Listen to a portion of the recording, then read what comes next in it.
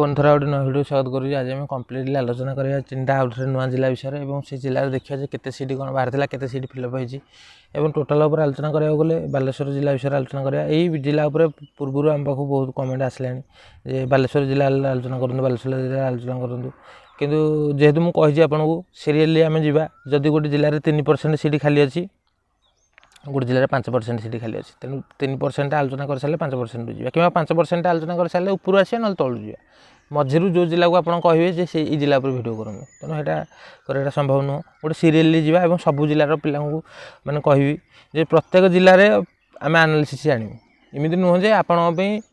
से जिला खाली अलग जिला को आणुरी आपण जिला नुह 30टा जिले आसो एनालिसिस टोटाल जब देखा टोटाल 102टा सीट बाहर आर्ट्स 211 बाहर साइंस देखो 84टा फिलअप हो यहाँ देखो 260 पिला पाई चाकरी है ओभरअल देखिए पाखापाखि सेम रोचे यहाँ जी फिलअप होती है भी से फिलअप होता अनुसार फिलअप हो 313 माने आउ एति सीट आउ खाली अच्छी है गैप केते जन अच्छी देखिए दिया गैप अच्छी 53टा सीट ताने 4% थर चिंता करूँ गजपति जिले में जी सीट खाली रोला 5% रोला बालेश्वर जिले कम कटाऊ ना अधिका कटाऊ किसी कहीहनी केते जन पिला मेरिट स्टूडेंट पकई ए जो 10टा सीट बाहर से 10 जन पिला 180 रु एभव रखी पिला नथिबे माने कौन अच्छी 400 पिला पकई 180 रु 10 जन पिला नथिबे माने कौन अच्छी यहाँ थोड़े चिंता करूँ तेणु कटकटा एक्चुअली कटकटा केतले एमती प्रेडिक्शन कराए कटकटा जो आम जदि 1000 जन कि 2000 जन मु पूर्व यही कटक रिलेटेड सर्वे वीडियो देजी है से कटक सर्वे वीडियो को आप थे देखूँ और थे यही वीडियो डिस्क्रिप्शन में तार लिंक मिल ताकू जाई क्लिक करी आप गोटे रिपोर्ट गोटे आम तैयार करवा एमती गोटे रिपोर्ट जोटा कि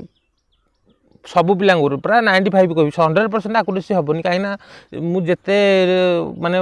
डाटा को भैलिडेसन माने आप ठीक डाटा एंट्री कर भैलिडेसन ही आपंकर नाटा आसो ना रिजेक्ट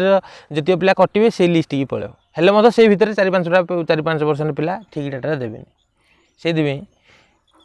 से आमर आकुरेसीटा 95 रु 90 भितर रहिले जान आम ठीक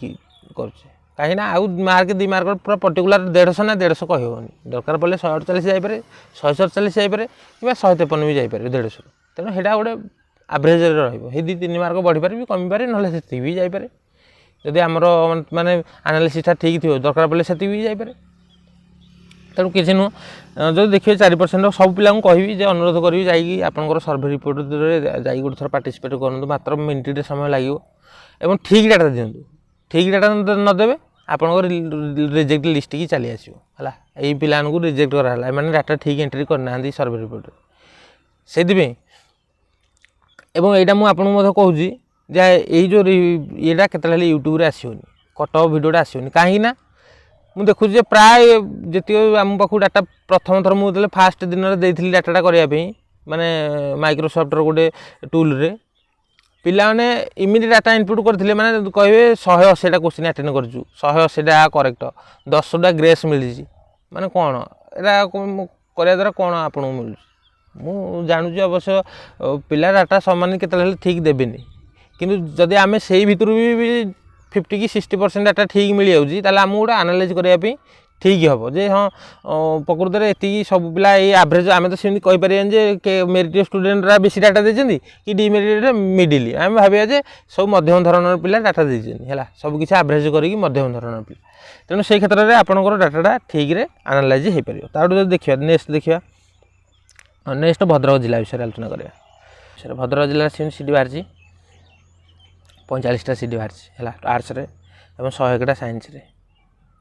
जदि आम यहीटा को देखा जो 28टा सीट फिलअप होती 69टा सीट साइंस टोटाल ये खाली अच्छी तेणु जो पिला अलग जिला भद्रक जिला आसवे से पिला पाइबे और से भितर मतलब फाइट रहे तेणु एबे तो ओसवा जेहता माइंड रे जहाँ चलुची सी ता ही कर आइदर कोर्ट केवल तार औषध हूँ कौन हाईकोर्ट आउ कि